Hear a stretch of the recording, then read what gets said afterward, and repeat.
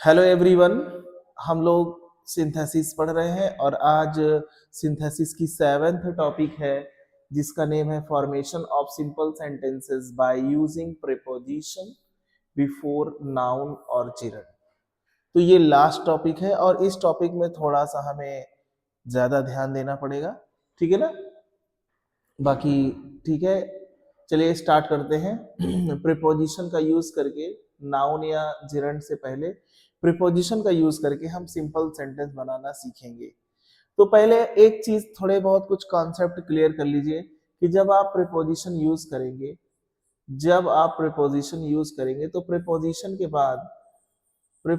के बाद जो भी वर्ड आता है ना, प्रीपोजिशन के बाद जो भी वर्ड आता है ना, वो वर्ड प्रीपोजिशन का ऑब्जेक्ट होता है। पहले आप इसको कॉन्सेप्ट क्लियर कर लीजिए। ठीक है? प्रीपोजिशन के बाद जो भी वर्ड आएगा वो प्रीपोजिशन का ऑब्जेक्ट होना चाहिए।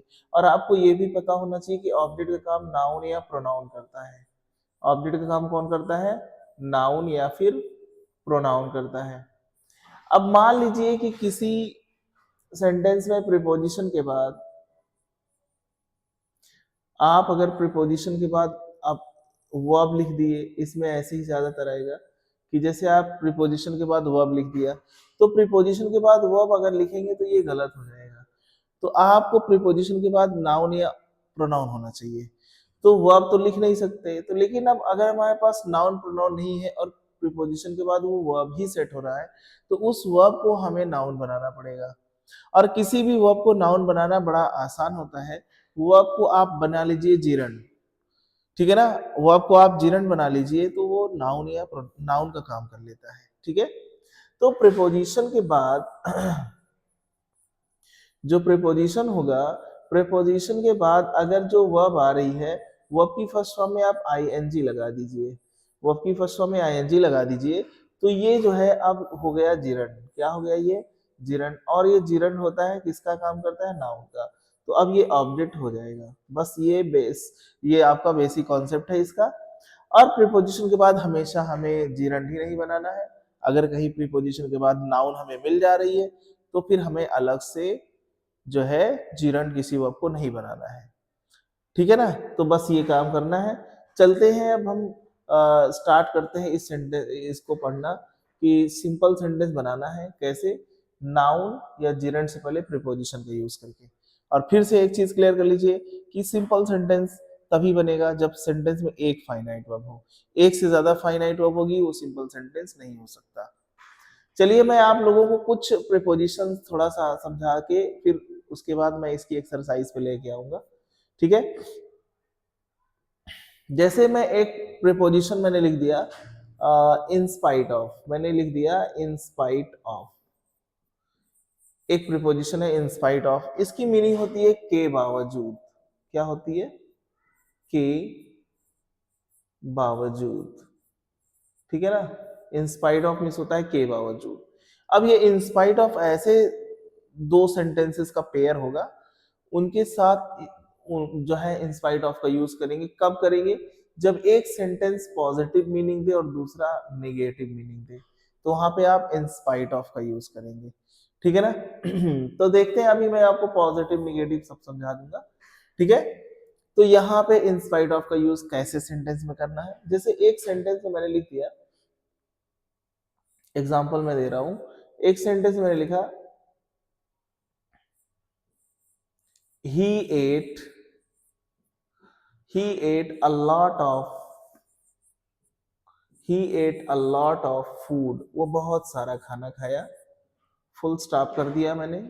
दूसरा सेंटेंस में लगा दिया he is still मीन्स अभी भी, hungry मीन्स भूखा।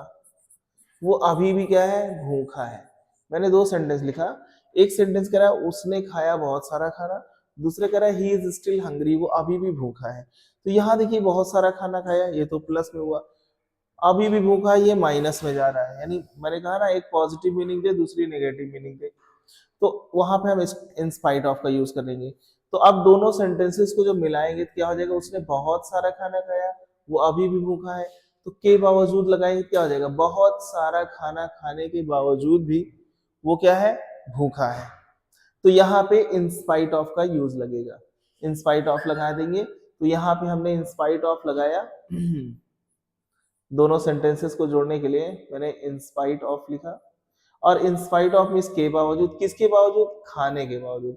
अब यहाँ एट जो वर्ब है हमें इसे नाउन बना लेंगे। इस वर्ब को नाउन कैसे बनाएंगे, इसको जीरंड बना के। जीरंड कैसे बनाएंगे, इसकी फर्स्ट फॉर्म में आईएनजी लगा के। तो एट की फर्स्ट फॉर्म ईट होता है, उसी में आईएनजी लगा दिया तो हो गया in spite of eating a lot of food. In spite of eating a lot of food यानी बहुत सारा खाना खाने के बावजूद, यहाँ कॉमा करके अब सब्जेक्ट लिख देंगे ही इज। और याद रखिएगा इन स्पाइट ऑफ लिखने के बाद सेंटेंस में स्टिल का यूज नहीं होना चाहिए, क्योंकि इन स्पाइट ऑफ की मीनिंग में स्टिल की मीनिंग छुपी रहती है। आपको उसे लिखना नहीं है, नोट मतलब ना बोलना है ना लिखना है, स्टिल का यूज नहीं करना है इन स्पाइट ऑफ वाले सेंटेंस में। तो he is hungry, he in spite of eating a lot of food he is hungry, बहुत सारा खाना खाने के बावजूद वो क्या है, भूखा है। ऐसी मैं एक सेंटेंस और लेता हूं मैंने लिखा he worked, एक सेंटेंस मैंने लिखा he worked very hard he worked very hard, full stop कर दिया।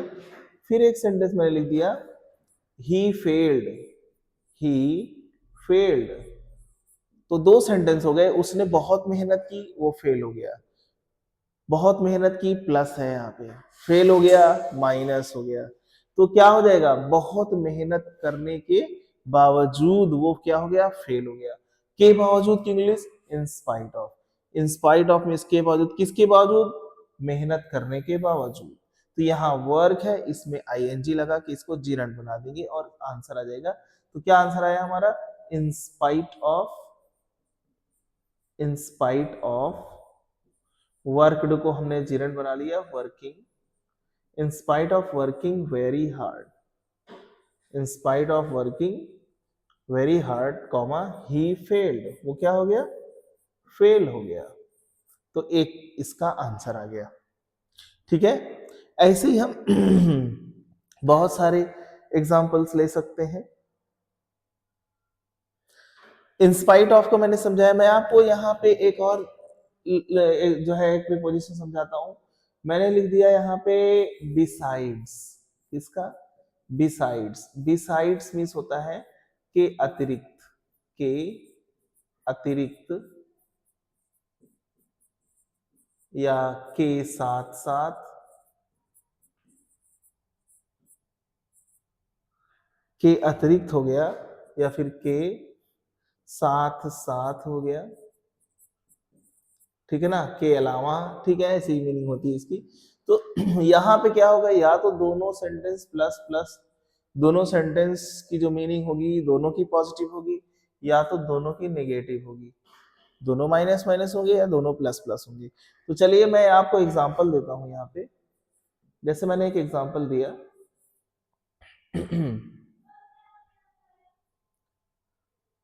जैसे लिख दिया मैंने ही taught me Hindi, he taught me, he taught me Hindi. फिर एक सेंटेंस मैंने लिख दिया he gave me 10 rupees, he gave me 10 rupees। Meaning क्या आ गई, उसने मुझे हिंदी पढ़ाई, उसने मुझे 10 रुपए दिया। एक तो हिंदी पढ़ाया प्लस हुआ, फिर 10 रुपए भी मुझे दे दिया, ये भी प्लस। तो क्या हो जाएगा, मुझे हिंदी पढ़ाने के साथ साथ उसने मुझे 10 रुपए भी दिया। आंसर क्या हो जाएगा, हिंदी पढ़ाने के साथ साथ उसने मुझे 10 रुपए भी दिया। तो आप यहाँ कौन से प्रीपोजिशन का यूज कर रहे हैं, बिसाइड्स। तो आंसर इसका आ जाएगा बिसाइड्स के साथ साथ, किसके साथ साथ, पढ़ाने के। तो टॉट मीन्स पढ़ाना, इसको जीरन बनाना पड़ेगा, इसकी फर्स्ट फॉर्म में आईएनजी। तो बिसाइड्स क्या हो गया answer, teaching me Hindi, besides teaching me Hindi comma करके सब्जेक्ट लिख दीजिएगा ही गेव मी, कितना दिया मुझे, 10 रुपीज, उसने मुझे 10 रुपए दिया। ठीक है, इस तरह से हम बिसाइड्स का यूज कर लेंगे। हम और भी प्रीपोजिशन का यूज कर सकते हैं, ऐसे और एग्जांपल दे सकते हैं, लेकिन आपको एक्सरसाइज में करवाऊंगा ही, तो उसमें देखिएगा। अभी जैसे एक और प्रीपोजिशन फॉर का यूज होता है। फॉर का यूज जो है ना, हम कीमत बताने के लिए करेंगे। इसका कीमत बताने के लिए, और ये काफी इसका एग्जांपल मिलेगा आपको, और पिछले साल के कुछ जो प्रीवियस ईयर के क्वेश्चंस है उसमें भी आपको मिल जाएगा फॉर का यूज करके कीमत बताने के लिए। तो कीमत बताने के लिए हम फॉर का यूज करेंगे, ठीक है। तो अब जब जैसे मैंने एक एग्जांपल दिया है यहाँ पे फॉर के हिसाब से, तो मैंने लिखा जैसे I bought a packet of Parle G, I bought a packet of Parle G, ठीक है। दूसरा सेंटेंस में लिखा आई गेव, मैंने दिया, द शॉपकीपर, मैंने किसको दिया, शॉपकीपर को दिया, यानी दुकानदार को, 10 रुपीज, कितना दिया, 10 रुपीज दिया। मैंने खरीदा एक पैकेट ऑफ पार्ले जी और मैंने शॉपकीपर को 10 रुपए दिए। तो कुल मिला के यहाँ पे शॉपकीपर से नहीं मतलब या कुछ भी नहीं मतलब, बस इतना कि दोनों सेंटेंस का सेंस ये हो गया कि मैंने 10 रुपए का एक पार्ले बिस्किट खरीदा। मैंने एक पार्ले जी बिस्किट खरीदा, कितने का, 10 रुपए का। तो आप यहाँ कीमत बताया जा रहा है 10 रुपीज, तो ये 10 रुपीज कीमत है पार्ले जी की। फॉर लगा के इस सेंटेंस में लगा देंगे, तो आंसर हो जाएगा I bought, I bought a, क्या खरीदा, packet of, packet of Parle G for कितने का, फॉर 10 रुपीज। मैंने एक पार्ले जी का पैकेट खरीदा, कितने का, 10 रुपए का। तो इस तरह से ये आप फॉर का यूज कर सकते हैं। ऐसे कई और प्रीपोजिशन का यूज कर सकते हैं। एक्सरसाइज में मैं आपको सब एक्सप्लेन कर दूंगा, आज आसानी से समझ में आएगा, ठीक है ना। तो चलते हैं, अब हम लोग कुछ एग्जांपल्स जो है, जो ऐसे क्वेश्चन सॉल्व करते हैं जो प्रीवियस ईयर में क्वेश्चंस में आए हैं, ठीक है ना।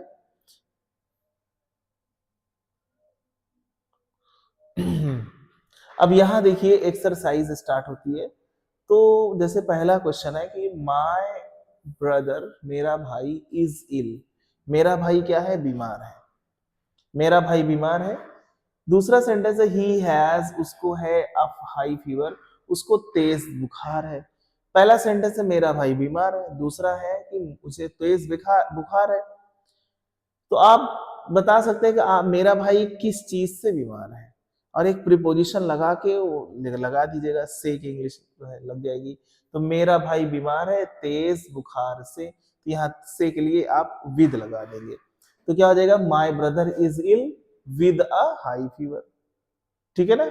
दोनों को जो है सेंटेंस को मिला के एक नया सेंटेंस बन गया कि मेरा भाई बीमार है, क्या आंसर आया, माई ब्रदर इज इल, मेरा भाई बीमार है। कैसे बीमार है, भाई उसको तेज बुखार है, जिसका मतलब मेरा भाई बीमार कैसे है, तेज बुखार से बीमार है। My brother is ill with a high fever, ये आपका आसान सा आंसर आ गया, विद अ हाई फीवर, मेरा भाई तेज बुखार से बीमार है। नेक्स्ट क्वेश्चन देख लेते हैं। ही गेव, उसने दिया, देम उनको, हिज एडवाइस, उसने उनको अपनी सलाह दी, उसने उनको अपनी सलाह दी। ही हेल्प्ड देम, उसने उनकी मदद की, लिबरली मीन्स उदारता पूर्वक, उसने उनकी मदद की। तो यहाँ पे देखिए दोनों तरफ वो हेल्प कर रहा है, एक तरफ सलाह दे रहा है, फिर इधर क्या कर रहा है, उनको उदारता पूर्वक मदद भी कर रहा है। तो क्या हो जाएगा, यहाँ के साथ साथ लग जाएगा। तो क्या हो जाएगा, उनको अपनी सलाह देने के साथ साथ, अपनी सलाह देने के साथ साथ उसने उनकी क्या की, मदद भी की, लिबरली मदद भी की है। तो आप सीधी सी बात जान गए कौन सी प्रीपोजिशन लगनी है, कौन सी लग रही है, बिसाइड्स। तो क्या आंसर हो जाएगा, बिसाइड्स लगा के। अब बिसाइड्स मीन्स अतिरिक्त, किसके अतिरिक्त, देने के अतिरिक्त। यहाँ देना की इंग्लिश गेव है, इसकी फर्स्ट फॉर्म गिव होता है, जीरन बनाना है क्योंकि प्रीपोजिशन के बगल लिख रहा है। तो giving, besides giving, besides giving them, क्या, his advice, besides giving them his advice, यहाँ कॉमा कर दीजिए, फिर ये सब्जेक्ट लिख दीजिए, ही हेल्प्ड देम लिबरली, उसने उनकी उदारता पूर्वक मदद की। उनकी जो है कैसे, besides giving them his advice, उनको अपनी सलाह देने के साथ साथ उसने उनकी उदारता पूर्वक मदद भी की। तो इस तरह से इसका भी आंसर आ गया। ठीक है, क्वेश्चन नंबर 3 देखते हैं। ही हैज फेल्ड, वो फेल हो गया मेनी टाइम्स, वो कई बार क्या हो गया, फेल हो गया। कई बार क्या हो गया, फेल हो गया। ही मीन्स वह स्टिल अभी भी होप्स, आशा करता है, टू सक्सीड, वो अभी भी सफल होने की आशा करता है। माइनस है, फेल हुआ कई बार, माइनस, लेकिन आशा करता है सफल होने की, तो प्लस। और अगर दोनों सेंटेंस में, एक सेंटेंस में स्टिल है ना, तो समझ लीजिए आपको इन स्पाइट ऑफ लगाना है। ठीक, लेकिन जब इन स्पाइट ऑफ लगाएंगे तो स्टिल का यूज मत करिएगा। तो क्या हो जाएगा, वो कई बार फेल हो गया, वो अभी भी सफल होने की आशा करता है। तो जगह कई असफलताओं के बावजूद, कई असफलताओं के बावजूद वो सफल होने की आशा करता है। बहुत ही आसानी से आंसर आ जाएगा। और यहाँ पे फेल को हम जीरन ना बना के सीधा इसका नाउन बनाएंगे, फेल्योर। ठीक है ना, तो के बावजूद की इंग्लिश में लिख देंगे, क्या आएगा, इन स्पाइट ऑफ। क्या हो जाएगा, इन स्पाइट ऑफ। तो यहाँ कई बार फेल हुआ है, तो कई फेल्योर्स हुए हैं, तो many, in spite of many failures या फेलियर्स, ठीक है ना, in spite of many failures, comma कर देंगे। अब वो क्या करता है, कई असफलताओं के बावजूद वो सफल होने की आशा करता है, लेकिन स्टिल मत लगाइएगा, इन स्पाइट ऑफ के साथ स्टिल का यूज नहीं होगा। he hopes he hopes to succeed, कई असफलताओं के बावजूद वो सफल होने की क्या करता है, आशा करता है। ठीक है, ये आपका आंसर होगा। चलिए नेक्स्ट क्वेश्चन देख लेते हैं। क्वेश्चन नंबर 4 है, आई बॉट, मैंने खरीदा अ पेन, मैंने एक पेन खरीदा, मैंने एक क्या खरीदा, पेन खरीदा। आई गॉट इट, मैंने इसे पाया, फॉर 10 रुपीज, मैंने इसे 10 रुपए का पाया। कीमत बता रहा है कि मैंने पेन कितने की खरीदा, कितने की, 10 रुपए की। तो ये बहुत ही इजी इसका आंसर होगा। क्या आ जाएगा, आई बॉट अ पेन, कितने की, फॉर, बोलिए, I bought a pen for 10 rupees, मैंने कितने की पेन खरीदी, 10 रुपए की। इसका भी आंसर आ गया। क्वेश्चन नंबर 5 देख लेते हैं। ही वॉज, वो था, अ पुअर मैन, वो एक गरीब आदमी था। ही वॉज, वो था, अ पुअर मैन, वो एक गरीब आदमी था। ही वॉज, वो था, ऑफ मिस, यहाँ वाला भी कह सकते हैं, एन इंडिपेंडेंट स्पिरिट, वो एक इंडिपेंडेंट स्पिरिट वाला आदमी था। वो एक गरीब आदमी था, और वो कैसा था, वो एक इंडिपेंडेंट स्पिरिट वाला आदमी था, यानी स्वतंत्र व्यक्तित्व वाला आदमी था। ठीक है ना, वो गरीब आदमी था, वो स्वतंत्र व्यक्तित्व वाला आदमी था। तो यहाँ पे बहुत ही आसानी से कह सकते हैं, वो एक गरीब आदमी था, कैसा, स्वतंत्र व्यक्तित्व वाला।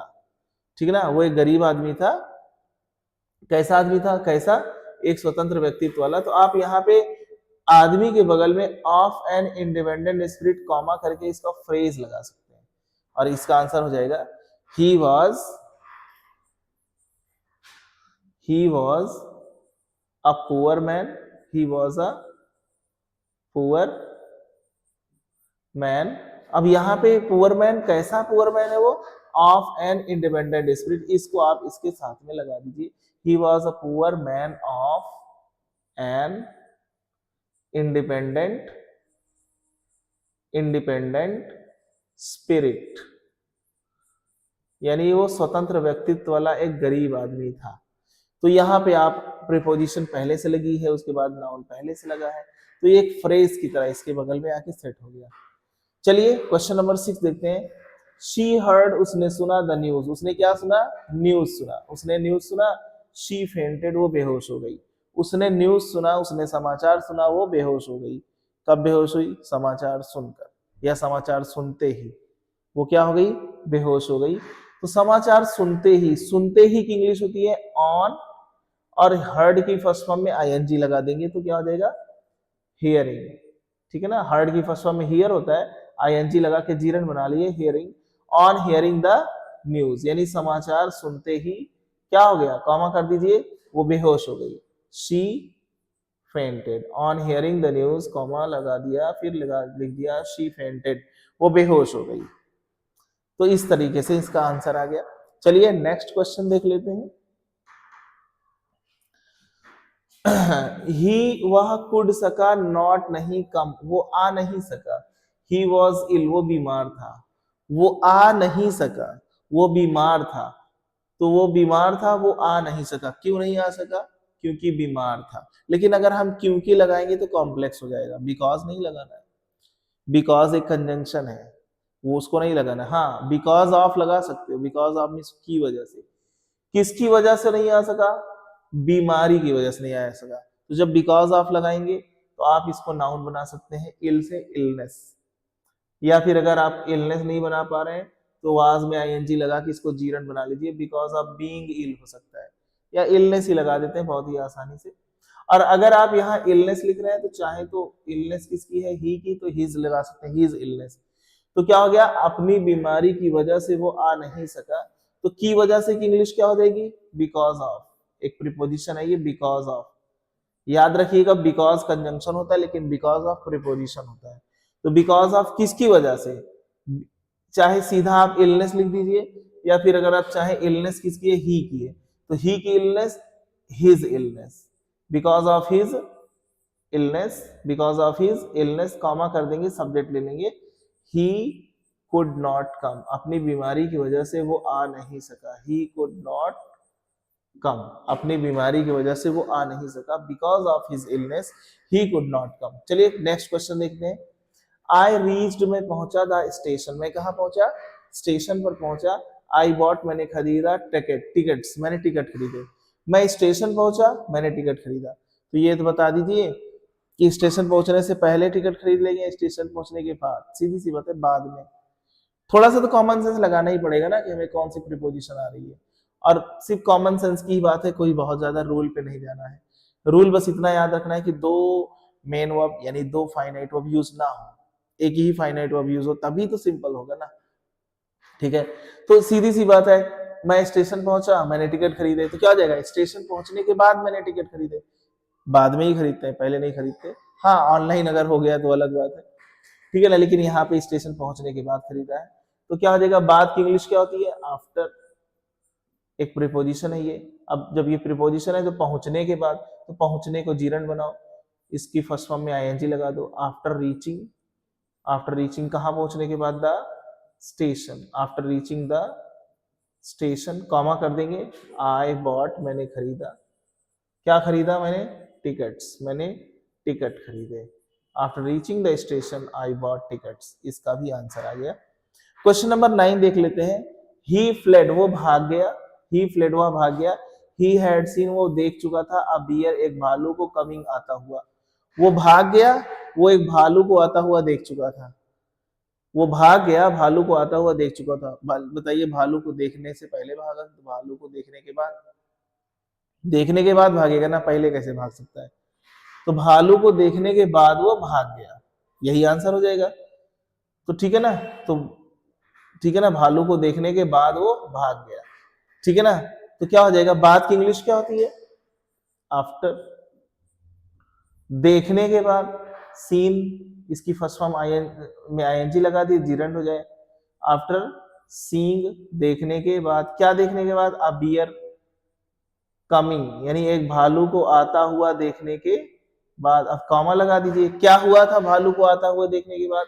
वो भाग गया। तो आप लिख दीजिए ही फ्लेड, इट मींस वो भाग गया। इसका आंसर आ गया। चलिए और भी क्वेश्चंस इसके देख लेते हैं। ठीक है, question number 10। He was arrested, उसे अरेस्ट कर लिया गया। उसे क्या कर लिया गया? अरेस्ट कर लिया गया। आई हर्ड, मैंने सुना। द न्यूज, मैंने क्या सुना? न्यूज सुना। आई वेंट, मैं गया। टू द पुलिस स्टेशन, मैं कहा गया? Police station. उसे अरेस्ट कर लिया गया, मैंने समाचार सुना, मैं पुलिस स्टेशन गया। तो पहले तो हम समाचार सुने। समाचार किसका सुने? उसके अरेस्ट होने का। तो हो जाएगा समाचार सुनते ही, क्योंकि हमें तो एक फाइनाइट वर्ब यूज करनी है ना। और फाइनाइट वर्ब जो फाइनल काम है, जो लास्ट में हुआ है, उसमें फाइनाइट वर्ब यूज करेंगे। मैं पुलिस स्टेशन गया, इस सेंटेंस को पूरा लिख देंगे। और उसके पहले वाले जो सेंटेंसेस हैं उसमें हम फाइनाइट को नॉन फाइनाइट बनाएंगे।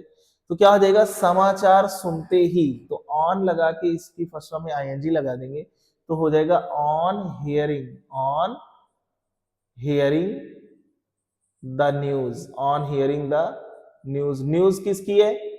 उसके अरेस्ट होने की। तो का की इंग्लिश लिखनी पड़ेगी, ऑफ मीन्स का, ही से पॉजिटिव एडिटिव बना लीजिए हिज, और अरेस्टेड का नाउन होता है अरेस्ट। क्या होता है? अरेस्ट। आप एक चीज और भी कर सकते हैं, ऑफ इज बीइंग अरेस्टेड भी हो सकता था, और ऑफ इज अरेस्ट भी हो सकता है, ठीक है ना। तो आपको इसे पहले लिखना है, on hearing the news of his arrest. पहले इसको लिखना है आंसर में, ऑन हियरिंग द न्यूज, फिर किसकी न्यूज? ऑफ हिज अरेस्ट, यानी उसके अरेस्ट की खबर सुनकर I went to the police station. इसका आंसर आ गया I, on hearing the news of his arrest I went to the police station. मैं इसका आंसर लिख नहीं रहा हूं, आप समझ रहे हैं, बड़ी आसानी से आप इसको नोट कर सकते हैं, ठीक है ना। तो क्या आंसर आया? ऑन हियरिंग द न्यूज, समाचार सुनते ही, ऑफ हिज अरेस्ट, उसके अरेस्ट की समाचार सुनते ही, I went to the police station, मैं कहा गया? पुलिस स्टेशन गया। चलिए नेक्स्ट क्वेश्चन देख लेते हैं। ही रिटर्न, वह लौटा, सेफली मीन सुरक्षित, वह सुरक्षित लौटा, ऑल मीन सभी, वर मीन थे, ग्लैड मीन खुश थे, सभी खुश थे। तो आप बताइए सभी लोग किस बात पर खुश थे? वही जो वो सुरक्षित लौटा है। तो अगर आप लिख सकते हैं, आंसर यही लिखेंगे कि सभी लोग खुश थे उसके सुरक्षित वापसी पर, या उसकी सुरक्षित वापसी के बारे में, या पर। आप एट भी लगा सकते हैं, अबाउट भी लगा सकते हैं। अगर के बारे में लिखना है तो अबाउट, पर लिखना है तो एट। तो अगर आप अबाउट लगाना चाहते हैं तो ऑल वर ग्लैड, सभी लोग खुश थे। अबाउट लगा दीजिए, अबाउट मीन्स के बारे में, सभी लोग खुश थे किसके बारे में? उसकी सुरक्षित वापसी के बारे में। तो रिटर्न जो है ना, इसका नाउन रिटर्न होता है, और ये भी याद रखिए ये वर्ब है और सेफली एडवर्ब है। अगर आप इस वर्ब को नाउन बना रहे हैं तो इसका नाउन होता है रिटर्न। क्या होता है? रिटर्न। और जब वर्ब नाउन बन गया तो ये जो एडवर्ब है ये वर्ब की क्वालिफाई कर रहा था, अब ये नाउन को क्वालिफाई करेगा। तो नाउन को एडवर्ब क्वालिफाई नहीं करता, एडजेक्टिव करता है। तो सेफली से एडिटिव क्या बन जाएगा? सेफ, और एडिटिव नाउन से पहले आता है, तो यहाँ सेफ पहले लिख दीजिए। तो ये जो सेफ रिटर्न है यहाँ पे सेट कर दीजिए। तो आंसर हो गया ऑल वर ग्लैड। क्या आंसर आ गया? ऑल वर ग्लैड, यानी सारे लोग खुश थे। अबाउट मीन्स के बारे में, किसके बारे में खुश थे? हिज, उसके, क्योंकि ही सब्जेक्ट है ना, उसको भी लिखेंगे किसकी सुरक्षित वापसी हुई है, तो हिज उसकी सेफ रिटर्न, सेफ रिटर्न। आप एट भी लगा सकते हैं, ग्लैड के बाद एट भी लग सकता है। All were glad at he safe return, सारे लोग उसके सेफ रिटर्न पर खुश थे, सारे लोग उसकी सुरक्षित वापसी पर खुश थे। चलिए क्वेश्चन नंबर नेक्स्ट देखते हैं। शी रोट, उसने लिखा, अ बुक, उसने एक बुक लिखा। द बुक, वही किताब जो उसने लिखा, वाज मीन्स थी, ऑन ट्रांसलेशन, वो किताब किस पर थी? ट्रांसलेशन पर थी। बहुत ही आसान सा क्वेश्चन है। उसने एक किताब लिखी और किताब ट्रांसलेशन पर थी, तो दोनों को मिक्स करेंगे तो हो जाएगा उसने एक किताब किस पर लिखी? ट्रांसलेशन पर। बहुत ही ज्यादा आसान क्वेश्चन ही है, आंसर उससे भी ज्यादा आसान। तो क्या हो जाएगा? She wrote, she wrote a book, उसने एक बुक लिखी, किस पर लिखी? ट्रांसलेशन पर, on, she wrote a book on translation, उसने ट्रांसलेशन पर एक बुक लिखी। तो इसका भी आंसर आ गया। चलिए अब हम आगे देखते हैं, नेक्स्ट क्वेश्चन देखते हैं। क्वेश्चन नंबर 13 है, सोहन सोल्ड, बेच दिया, हिज हाउस, अपना घर। सोहन ने अपना घर बेच दिया। ही सोल्ड, उसने बेचा, इट इसे फॉर 50,000 रुपीज, उसने इसे कितने का बेचा? 50,000 रुपीज का। तो यहाँ कीमत बता रहा है कि सोहन ने अपना घर कितने में बेचा, और फॉर भी लगा हुआ है, और इस जो फॉर 50,000 रुपीज है उस सेंटेंस में लगा दीजिए, आंसर आ जाएगा। क्या हो जाएगा? Sohan sold his house. क्या आंसर आ गया? Sohan sold his house, Sohan ने अपना घर क्या कर दिया? बेच दिया। कितने का? For 50,000, for 50,000 rupees. ये आपका अच्छा सा आंसर हो गया, फॉर 50,000 रुपीज। सोहन ने अपना घर बेच दिया 50,000 रुपए का। चलिए क्वेश्चन नंबर 14 देख लेते हैं। हर अंकल, उसके अंकल डाइड मीन्स मर गए, उसके अंकल क्या हो गए? मर गए। शी हर्ड, उसने सुना, द न्यूज, उसने क्या सुना? समाचार सुना। शी वेप्ट, वह रोई। तो सबसे पहला काम क्या हुआ? पहले उसने न्यूज सुना है, फिर ये बताइए न्यूज किसका सुना है? कि उसके अंकल मर गए। तो यहाँ पे की लगा के नहीं लिखना, नहीं तो कॉम्प्लेक्स हो जाएगा। तो हो जाएगा उसने समाचार सुना। तो यहाँ फाइनल जो काम हुआ है उस सेंटेंस को पूरा का पूरा लिखना है, उसमें फाइनाइट वर्ब लिखनी है। लेकिन उसके पहले वाले जो काम हुए हैं उनमें फाइनाइट वर्ब नहीं लिखना है, फाइनाइट को नॉन फाइनाइट बनाना है, और हम यहाँ जीरेंड बना रहे हैं, ठीक है ना। तो यहाँ पे क्या कहते हैं, समाचार सुनते ही, तो समाचार सुनते ही का क्या हो जाएगा, ऑन, इस हर्ड की फर्स्ट फॉर्म में आईएनजी लगा दीजिए, on hearing the news, on hearing the news, समाचार सुनते ही। अब किसका समाचार, ऑफ लगा दीजिए यहाँ पे, ऑफ मींस का हो जाएगा उसके अंकल की मौत का समाचार। तो of her uncle, of her uncle तो है, यहाँ डाइड को नाउन बनाना पड़ेगा। डाइड का नाउन क्या होता है, डेथ। डाइड का नाउन क्या होगा, डेथ। और सुनिए हर अंकल भी नाउन है, डेथ भी नाउन है, दो नाउन एक साथ नहीं रख सकते। तो इसको हम जो है ना हर अंकल में अपोस्ट्रोफी एस लगा देंगे, तो हो जाएगा हर अंकल्स डेथ, उसके अंकल की डेथ, यानी अपने अंकल की डेथ की खबर सुनते ही, अपने अंकल की डेथ की खबर सुनते ही शी वेप्ट, शी वेप्ट। लेकिन आपको इसका सीरियल ठीक करना होगा, आपको ये जो है ऑन हियरिंग द न्यूज, इसको पहले नंबर पे लिखना है, ऑन हियरिंग द न्यूज, फिर ऑफ हर अंकल्स डेथ, इसको दूसरे नंबर पे लिखना है। तो आंसर क्या हो जाएगा, on hearing the news of her uncle's death, फिर तीसरे नंबर पे लिखना है शी वेप्ट। नंबर पे नहीं, मतलब एक सीरियल से, लेकिन क्योंकि इसका थोड़ा सीरियल उल्टा हो जा रहा है, तो मैंने सोचा कि आप कहीं इसको पहले न लिख दें, इसलिए मैंने यहाँ 1, वहां 2, यहाँ 3 कर दिया। तो आंसर यही हो जाएगा, on hearing the news of her uncle's death, फिर कॉमा करके लिखेंगे शी वेप्ट, वह रोई। चलिए नेक्स्ट क्वेश्चन, उम्मीद है आपको सारी चीजें समझ में आ रही हैं। और नेक्स्ट क्वेश्चन देखते हैं। शी मेट, वह मिली, एन ओल्ड मैन, एक बूढ़े आदमी से, इन द स्ट्रीट, वह स्ट्रीट में, वह गली में एक बूढ़े आदमी से मिली। ही हैड, उसके पास था, a book in his hand, उसके हाथ में एक बुक थी। वो किससे मिली है, बूढ़े आदमी से, कहाँ मिली, गली में, और उसके पास क्या था, बुक थी उसके हाथ में। तो याद रखिए जब किसी के हाथ में कोई चीज होती है तो हम, खास करके कोई इंस्ट्रूमेंट हमारे हाथ में है, मेरे हाथ में ये है, पेन है, तो जो चीज हमारे हाथ में होती है उसके लिए हम प्रीपोजिशन विद का यूज करते हैं। तो यहाँ पे जो he had a book in his hand है, तो आप इस यहाँ से एक फ्रेज बना सकते हैं प्रीपोजिशन लगा के, क्या बना सकते हैं, with a book in her hand, with a book in his hand, with a book in his hand, एक फ्रेज बन गया। अब इस फ्रेज को पहले सेंटेंस में लगा देना है, लेकिन ये देखना है कि किसके हाथ में बुक है, क्या शी के हाथ में बुक है, नहीं, ये जो ओल्ड मैन है ना इसके हाथ में बुक है, तो यही ओल्ड मैन के बगल में इस फ्रेज को लगा देना है। और यहाँ स्ट्रीट है, स्ट्रीट के बाद में नहीं लगाना है, स्ट्रीट यानी गली या सड़क, उसके पास नहीं थी, सड़क के पास थोड़ी ना बुक है, बुक तो बूढ़े आदमी के पास है, तो बूढ़े आदमी के बगल ही वो फ्रेज लगाइएगा। तो आंसर क्या हो जाएगा, she met an old man, she met an old man. अब तुरंत ओल्ड मैन के हाथ में क्या है उसको लिख दीजिए, N old man with a book, with a book in his hand, in his hand. अब आगे जो बच रहा है लिख दीजिए, in the street, in the street. ये हो गया आपका आंसर, ठीक है ना। बहुत ही आसान सा है, बहुत टफ नहीं है, लेकिन प्रैक्टिस चाहिए आपको, आप प्रैक्टिस जरूर करिएगा। चलिए नेक्स्ट क्वेश्चंस भी देख लेते हैं। क्वेश्चन नंबर 16 है, हिज वाइफ, उसकी पत्नी डाइड, मर गई, उसकी पत्नी क्या हो गई, मर गई।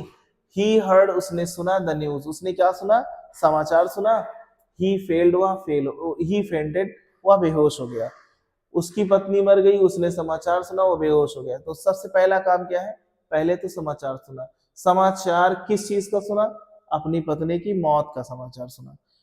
तो फिर क्या हुआ, मर गया। तो यहाँ पे जो सबसे लास्ट में काम हुआ है उस सेंटेंस का पूरा सब्जेक्ट और मेन ऑफ यूज करना है। उसके पहले वाले जो है उन जो काम भी है वो जो है आपको नहीं करना है, उनमें आपको फाइनाइट वर्ब का यूज नहीं करना, नॉन फाइनाइट। तो यहाँ पे सुनते ही, तो क्या लगाएंगे, ऑन, हर्ड की फर्स्ट फॉर्म में आईएनजी लगा दीजिए, hearing, on hearing the, on hearing the news, on hearing the news. किस चीज का न्यूज है, आपने उसके पत्नी की डेथ की, तो ऑफ लगा के का लगा देंगे, हिज, उसके, वाइफ में अपॉस्ट्रोफी लगा देना है, क्योंकि अब हम अपॉस्ट्रोफी एस लगा दिए, क्योंकि हम डाइट का नाउन लिखने चल रहे हैं। डाइट का नाउन होता है डेथ। तो आंसर हो गया ऑन हियरिंग द न्यूज, ये पहले लिखना है। On hearing the news of his wives death, ये दूसरे नंबर पे लिखना है। On hearing the news of his wives death, फिर कॉमा करके सब्जेक्ट लिख दीजिएगा ही फेंटेड, मींस वो बेहोश हो गया। तो आंसर क्या हो गया, on hearing the news of his wives death, comma करके फिर लिख दीजिएगा ही फेंटेड, वो बेहोश हो गया। अपने पत्नी के मरने की खबर सुनकर वो बेहोश हो गया। चलिए क्वेश्चन नंबर 17। ही सा, उसने देखा, द मून, उसने चांद देखा। ही सा द मून, उसने चांद देखा। ही बिकेम, वो हो गया ग्लैड, वो खुश हो गया। उसने चांद देखा, वो खुश हो गया। तो वो खुश कब हुआ, चांद देखने के बाद। चांद देखने के बाद, तो बाद की इंग्लिश क्या होती है, आफ्टर। और देखने के बाद, देखना की इंग्लिश सा लिखा हुआ है, फर्स्ट फॉर्म सी होता है, आईएनजी लगा दीजिए, क्योंकि प्रीपोजिशन के बाद आप वर्ब नहीं लिख सकते, नाउन लिखते हैं। और प्रीपोजिशन के बाद वर्ब को नाउन बना सकते हैं आईएनजी लगा के, उसको जीरन बना के। तो after seeing the moon, after seeing the moon, फिर कॉमा कर दीजिए और सब्जेक्ट लिख दीजिए he became glad, he became glad. Answer आ गया चांद देखने के बाद वो खुश हो गया। चलिए क्वेश्चन नंबर 18, ये लास्ट क्वेश्चन है आपका। आई बॉट, मैंने खरीदा, अ वॉच, मैंने एक घड़ी खरीदी। आई बॉट अ वॉच, मैंने एक घड़ी खरीदी। I paid 500 rupees for this, मैंने इसके लिए 500 रुपीज पे किया। मैंने एक घड़ी खरीदी, मैंने इसके लिए 500 रुपीज पे किया। तो सीधी सी बात है, घड़ी की कीमत दी हुई है, तो घड़ी कितने की है, मैंने जो घड़ी खरीदी कितने की है, 500 रुपीज की। तो सबसे आसान सा क्वेश्चन ये भी है एक, तो क्या हो जाएगा, आई bought a watch, I bought a watch कितने की, for for 500 rupees, for 500 rupees, यानी मैंने 500 रुपए की एक वॉच खरीदी, 500 रुपए की एक घड़ी खरीदी। आशा करते हैं आपको सब कुछ समझ में आया होगा, और नेक्स्ट वीडियो तक आप वेट करिए, मैं आपको आगे भी। और आज मैंने सिंपल सेंटेंस पूरा कंप्लीट कर दिया। आप सिंपल सेंटेंस को बुक से रिवाइज करिए, मैं आपको कंपाउंड सेंटेंस पढ़ाऊंगा। कंपाउंड सेंटेंस बहुत ही इजी है, एक दिन के लेक्चर में उम्मीद है कंपाउंड सेंटेंस कंप्लीट कर दूंगा। फिर उसके बाद कॉम्प्लेक्स सेंटेंस, फिर उसके बाद मैं आपको सिंटैक्स, मतलब सारे पूरे आपको क्लास 12 के पूरा सिलेबस आपको ग्रामर का पढ़ाऊंगा। लेकिन आप थोड़ा सा सपोर्ट करिए, आपके सपोर्ट की जरूरत है। आप लाइक करिए, हमारे जो है जो भी वीडियोस आते हैं आप लाइक करिए, सब्सक्राइब करिए, आप कमेंट कर सकते हैं, अच्छा सा कमेंट करिए। ओके, मिलते हैं अगले वीडियो में। जय हिंद।